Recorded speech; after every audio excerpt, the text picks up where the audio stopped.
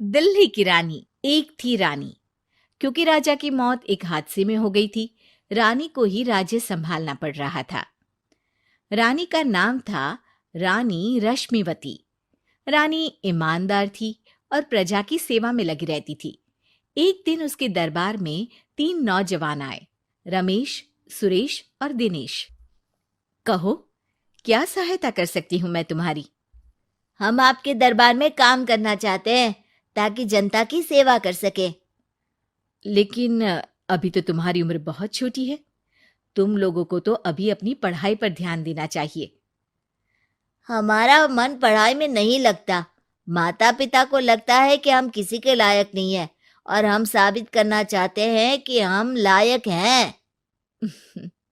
उत्साह बहुत अच्छा है, मगर अभी उम्र कच्ची है तुम लोगों की। अरे उम्र से क्या होता है रानी जी?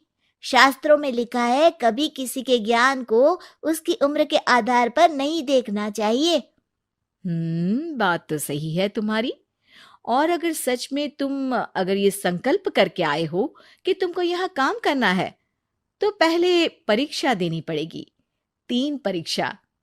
एक शारीरिक परीक्षा, एक बुद्धि की परीक्षा और एक देशभक्ति की परीक्षा। और ये क्या है?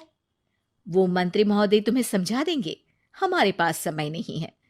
अगर तुम लोग तैयार हो तो बताओ। हाँ हाँ, हम तैयार है किसी भी परीक्षा के लिए। मैं भी तैयार हूँ कुछ भी कर गुजरने के लिए। तो ठीक है मंत्री जी, आप इन तीनों की परीक्षा कल से ही शुरू कर दीजिए। जो आ गया रानी साहिबा। अगले दिन से ही तीनों की परीक्षा शुरू हो जाती है। पहले शारीरिक परीक्षा, यानी किस में कितना है दम, ये देखेंगे हम। क्योंकि शरीर में दम होगा तभी तो प्रजा की सेवा में दम लगा पाओगे। अ, हमें क्या करना होगा? वो पेड़ दिख रहा है, जो सबसे पहले चढ़ेगा उस पे दरबार में नौकरी पाने के अवसर उसी के बढ़ जाएंगे। मैं चढ़ता हूँ। अरे रुको रुको, गिनती गिनने दो। 1, 2, 3। 3 की गिनती के बाद रमेश और सुरेश भागकर पेड़ के पास गए, मगर दिनेश आराम से पेड़ के पास गया। जैसे ही रमेश और सुरेश आधे पेड़ तक चढ़ गए, दिनेश ने उन दोनों की टांग पकड़ के उन्हें नीचे गिरा दिया और खुद पेड़ पर चढ़ गया। दिनेश की जीत हुई। अरे लेकिन इसने बेईमानी की। बेईमानी नहीं की, बुद्धि लगाई। शरीर के दम के साथ दिमाग में भी दम होना चाहिए। क्यों मंत्री जी? हाँ हाँ, बात तो तुम्हारी सही है, लेकिन बात अगर बुद्धि की है तो बुद्धि की असली परीक्षा हम कल लेंगे। शाम को जाकर मंत्री रानी को सब बता देते हैं। यानी दिनेश उन सब में ज्यादा होशियार है। जी रानी साहिबा।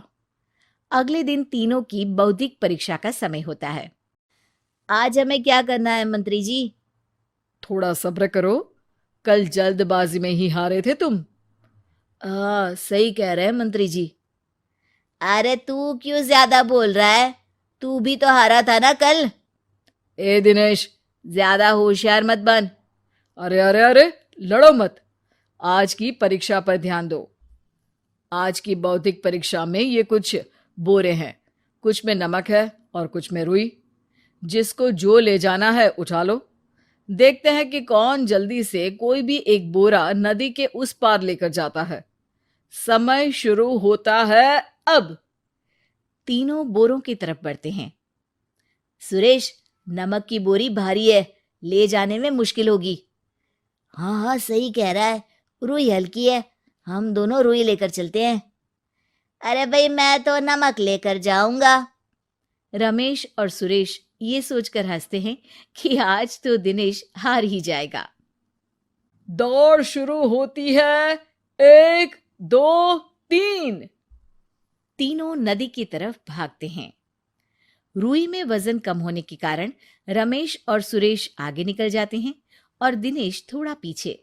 पर जैसे ही वो सब नदी में जाते हैं, दिनेश की बोरी का नमक गलने लगता है और वजन कम हो जाता है, जबकि रमेश और सुरेश की रुई में पानी भर जाता है और बोरी का वजन बढ़ जाता है। अरे ये इतनी भारी क्यों हो गई रमेश? अरे मुझे क्या पता, शायद जादुई बोरी है। अरे लगता है कि हम बेवकूफ बन गए। बने नहीं हो, तुम हो ही बेवकूफ। इतना तो पता होना चाहिए कि पानी में नमक गल जाएगा। दिनेश का पूरा नमक गल जाता है और बोरी खाली हो जाती है। वो जल्दी से रेस पूरी कर लेता है। इस परीक्षा के विजेता भी दिनेश ही हैं। उसने दिमाग लगाकर दिखा दिया कि वो बौद्धिक परीक्षा में भी रमेश और सुरेश से आगे है। अब कल तुम्हारी देशभक्ति की परीक्षा होगी, जो स्वयं रानी माँ लेंगी। रात को फिर मंत्री रानी के पास जाकर बता देते हैं कि आज की परीक्षा में कैसे दिनेश ने अक्लमंदी दिखाई और बौद्धिक परीक्षा में भी उसी की जीत हुई। अरे वाह, दिनेश तो हमारे बहुत काम आ सकता है। हम उत्साहित हैं कल की परीक्षा के लिए। वो तो ठीक है रानी साहिबा, लेकिन हमने सुना है कि पड़ोसी राज्य का राजा आकाशदीप हमारे राज्य की सीमा में घुसपैठ कर रहा है। ये तो चिंता की बात है। हमें जल्द ही कुछ करना चाहिए। अगले दिन रमेश, सुरेश और दिनेश अपनी आखिरी देशभक्ति की परीक्षा के लिए दरबार में आते हैं। प्रणाम रानी साहिबा। नमस्कार रानी जी। प्रणाम रानी माँ। हमने तुम्हारी परीक्षा पर गौर किया। दिनेश आगे हैं।